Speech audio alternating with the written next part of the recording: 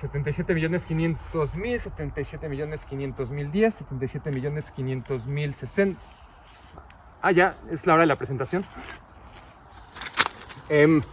Bueno, lo que siempre he dicho, ¿no? Yo siempre he soñado con jugar en este club. Desde muy pequeñito veía los partidos de Iztacalco.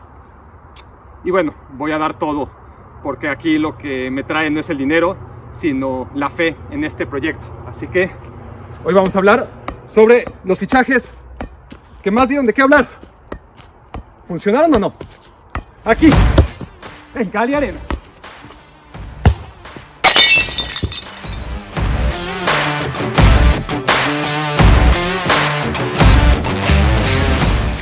Al final se cayó la contratación porque no llegó mi pase internacional. Pero vamos a hablar de los últimos 25 años. Vamos a hacerlo rápido. Los últimos 25 años, ¿cuál fue el fichaje más sonado, del que más se habló y cuál fue el resultado? Por un lado, ¿cuál fue el fichaje más mediático? Y por el otro, ¿quién acabó siendo realmente el más rentable de todos los fichajes de cada año? Y vamos a ver cuántas veces coincidieron. El más caro, el que más llamó la atención y además el más rentable de todos. Les adelanto que fueron bastante pocas en las que se dieron estas circunstancias todas juntas, pero empecemos de una vez y esto nos lleva a 1997. Quedamos que íbamos a analizar los últimos 25 años porque tras una sola temporada en el Barcelona, Ronaldo Nazario se convirtió en el jugador más caro del mundo cuando lo fichó el poderoso Inter de Milán. Sin embargo, las rodillas del brasileño se rompieron una y otra vez, evitando que el fenómeno cumpliera las expectativas.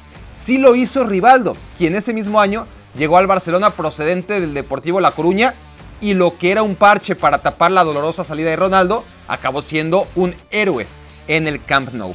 Hubo una vez en que el Betis fue capaz de romper todos los récords mundiales establecidos en el fichaje de un jugador. Fue en 1998 cuando Denilson llegó en plena burbuja económica de la liga, pero nunca pasó nada con él. Poquito más de la mitad de lo que pagó el Betis por Denilson desembolsó el Manchester United por los servicios del delantero trinitario del Aston Villa, Dwight York. Esa misma temporada, York fue campeón goleador y MVP en el año inolvidable del triplete. Bienvenidos a 1999, el último año en que las grandes transferencias se pagaron en liras o en pesetas. Tras una sola temporada en la Lazio, Christian Vieri se convirtió en el fichaje más caro de todos los tiempos, más que Denilson, cuando fue fichado por el avaricioso Inter de Milán. En ese mismo mercado, el Milan se gastó la mitad en Andriy Shevchenko del Dinamo de Kiev. Y vaya que le salió barato, pero no tanto como Thierry Henry. El entonces delantero de la Juventus le costó al Arsenal una tercera parte de lo que Vieri al Inter. Y bueno, la verdad es que no estuvo mal tirada por Arsène Wenger. Año 2000, Luis Figo, el fichaje más polémico de todos los tiempos. Es debatible si el portugués volvió a ser en el Real Madrid el tamaño de jugador que fue en el Barcelona. Lo que no hay duda es que estamos ante una de las excepciones. El extremo primer fichaje Florentino Pérez no solo fue el jugador más caro de ese mercado, también el más rentable. Aunque ese año, con mucho menos ruido y 5 veces más barato, llegó a ese mismo vestidor Claude Makelele, procedente del Celta. Ustedes dirán, ¿quién de los dos fue mejor fichaje? Aunque les suene raro, el de Zinedine Zidane, deportivamente hablando, no fue tan exitoso. El fichaje bomba de 2001 no es que haya fracasado en el Real Madrid, ni mucho menos, pero no ganó tantas cosas. Una Champions y una Liga en 5 años. El dinero ingresado por Zidane ayudó a la Juventus a financiar 2 apuestas que, si echamos la vista atrás, fueron fichajes todavía más exitosos que el de Zidane por el Real Madrid. En aquel 2001 llegaron a la Juventus 2 leyendas, Pavel Nedved y Gianluigi Buffon. El galáctico del tercer año de Florentino Pérez fue Ronaldo. El brasileño tuvo un primer año magnífico, pero tras esa primera temporada, el Madrid entró en una crisis de la que ya no salió. En ese mismo mercado, el Milan fichó del Inter a un mediocampista neerlandés. La contratación del ex madridista pasó casi desapercibida.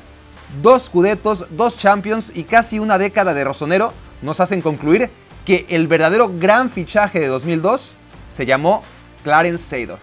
El fichaje bomba de 2003 fue protagonizado de nuevo por el Real Madrid. Ahora, el más caro de todo el mercado se llamaba David Beckham.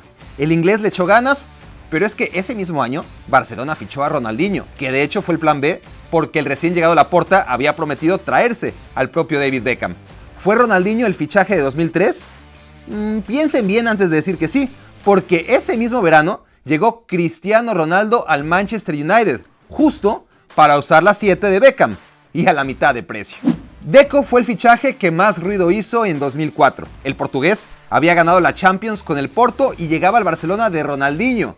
No le fue mal, pero Samuel Eto'o terminó escribiendo mucha más historia en el club sin haber absorbido los reflectores de fichaje estrella del Barça en aquel año.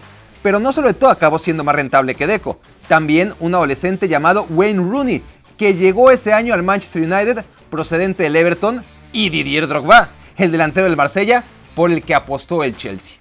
2005 fue el año de Robinho. Bueno, más bien el verano de Robinho, porque cómo se cocinó esa contratación, hasta que por fin el Real Madrid se hizo con los servicios del nuevo Pelé. Mucho menos alboroto hizo otro joven que llegó al Madrid ese mismo verano, pero a diferencia de Robinho, aunque casi nadie fue al Bernabéu para darle la bienvenida, ese lateral derecho que jugaba en el Sevilla se convirtió no solamente en lo que apuntaba una promesa del fútbol español, sino que una leyenda que respondía al nombre de Sergio Ramos. Andriy Shevchenko fue el fichaje bomba de 2006, ahora sí. El Balón de Oro del Milan llegaba a Londres con todo el cartel del mundo. Nadie imaginaba que se le iba a olvidar marcar goles. A la mitad de su precio llegó el futbolista más joven de la historia del fútbol argentino. Con 18 años, Sergio "El Kun" Agüero dejaba Independiente para jugar en Europa con el Atlético de Madrid. 2007, Thierry Henry llega al Barcelona de Messi, Eto'o y Ronaldinho para hacer una delantera de época, los cuatro fantásticos. Bueno, esa era la idea, porque con mucho menos glamour, otro francés fue fichado en ese mismo mercado y acabó haciendo mucha más historia. Franck Ribéry dejó el Olympique de Marsella para enrolarse en el Bayern Múnich, un ejemplo más de cómo los mejores fichajes no suelen ser los más ruidosos.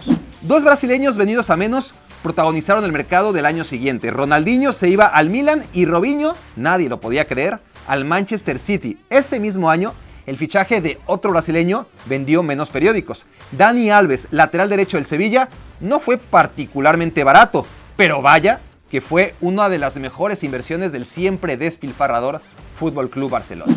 2009 fue un año especial. Todo el verano se habló de Cristiano Ronaldo. Llegaba, no llegaba, 70, 80, 90 millones de euros, hasta que por fin, tras portadas y portadas adelantando su inminente llegada al Real Madrid, Cristiano Ronaldo fue presentado ante un Santiago Bernabéu lleno solo para saludarlo en su presentación.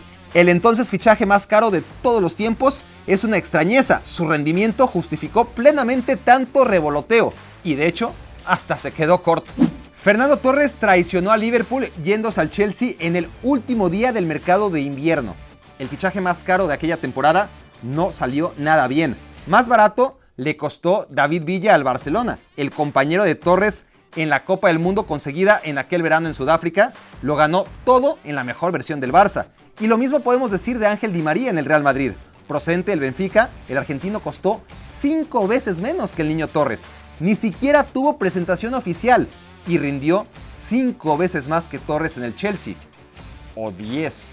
Javier Pastore fue el primer fichaje del jeque recién llegado al Paris Saint-Germain y el más caro de todos los traspasos realizados en 2011. Ahora, que si un jugador dio más aún de qué hablar, fue Cesc Fábregas y su vuelta al Barcelona tras haber triunfado en el Arsenal desde los 16 años. Sin embargo, ni Pastore ni Cesc cumplieron las expectativas. 2 millones más barato que Pastore fue Kun Agüero, fichado por el Manchester City antes de convertirse en el extranjero con más goles en la historia de la Premier League. Pero es que en ese mismo 2011 llegó Manuel Neuer al Bayern. Ya me dirán quién fue entonces el gran fichaje de 2011. Vamos a 2012, el año en que Robin Van Persie deja el Arsenal para jugar en el Manchester United. Este fichaje, la contratación más celebrada de aquel año, marca el principio del fin para los Gunners, pero la huella que el neerlandés dejó en el Manchester United se queda corta si la comparamos con la de un mediocampista croata que sin tantas fiestas como otros llegó al Real Madrid ese mismo año procedente del Tottenham Hotspur. Aquí va a haber polémica. Gareth Bale fue el fichaje de 2013, el jugador más caro de todos los tiempos, rompiendo el récord de Cristiano Ronaldo. Pero, ¿fue Gareth Bale al final el mejor fichaje de aquel año? Competencia, Neymar llegó al Barcelona. Cavani al PSG e Higuaín al Napoli. Brasileño, uruguayo y argentino fueron más históricos en sus entonces nuevos equipos. Eso es debatible. ¿Fueron menos caros? Bueno, de eso no hay duda. El gran fichaje de 2014 se llamaba Luis Suárez. Envuelto en la polémica de su enésimo mordisco ahora en el Mundial, el uruguayo llegaba como figura de la Premier League. Fue el fichaje más sonoro de aquel verano, aunque James Rodríguez como goleador del Mundial al Real Madrid y Ángel Di María como campeón de la 10ª al Manchester United no estuvieron nada lejos en lo que se refiere al alboroto generado, en resonancia y en precio, porque en rendimiento lo del uruguayo fue otro nivel. En 2015 sí que fue Ángel Di María el fichaje más sonado de todos. Tras haber fracasado en el Manchester United, volvió a mover un solo año después una cantidad astronómica de dinero para aterrizar en París. Ha pasado el tiempo y podemos concluir que cumplió, tal vez hasta superó las expectativas. Ahora, ¿fue Di María el mejor fichaje de ese año? Tomando en cuenta que Kevin De Bruyne llegó en aquel 2015 al Manchester City procedente del Wolfsburg, el belga fue presentado con menos ruido, pero fue aún más caro que el argentino. Así que bueno, dejémoslo en empate. Hace ya 5 años que Paul Pogba se convirtió en el jugador más caro de todos los tiempos. Por primera vez desde Denilson y Vieri en el siglo XX, un equipo que no era el Real Madrid rompía el récord. Ese mismo año, 2016, Sadio Mané llegó al Liverpool procedente del Southampton. Pogba costó 105 millones de euros, Mané 41. Pero si de títulos y rendimiento hablamos, el senegalés resultó 105 veces mejor fichaje. 2017 fue el año en el que el PSG pagó 222 millones de euros por Neymar, una cifra que suponemos tardará muchísimo en romperse. Y Neymar no lo ha hecho mal en París. Nadie se atrevería a decir que ha fracasado, pero Mohamed Salah probablemente ha conseguido en el Liverpool lo que Neymar ya soñaría ganar en París. Y el ex de la Roma costó 180 millones de euros menos que el brasileño.